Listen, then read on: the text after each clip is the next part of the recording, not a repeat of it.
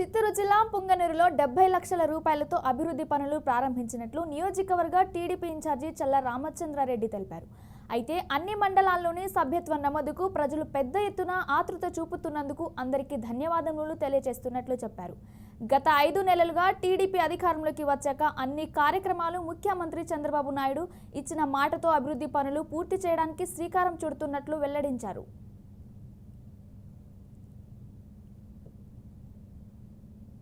ఆదేశాల మేరకు గత 25 రోజుల నుంచి సభ్యత్వ నమోదు కార్యక్రమము పుంగనూరు నియోజకవర్గంలో విజయవంతంగా కొనసాగుతుంది.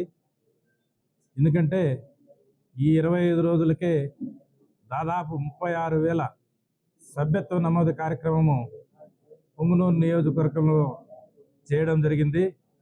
అన్ని మండలాల్లో కూడా కార్యకర్తలు పెద్ద ఎత్తున ఈ సభ్యత్వ నమోదానికి పాల్గొంటున్నారు. ప్రతి ఒక్కరు కూడా తెలుగుదేశం పార్టీ సభ్యత్వం చేసుకునేదానికి ఎంతో ఆతృతతో అందరూ కూడా చేసుకోవాలా, మనకు కూడా పార్టీలో గుర్తింపు కావాలని చెప్పి ప్రతి ఒక్కరూ ముందుకు రావడం జరుగుతుంది. వాళ్ళందరికీ కూడా నేనంతా ధన్యవాదాలు తెలియజేస్తా ఉండా.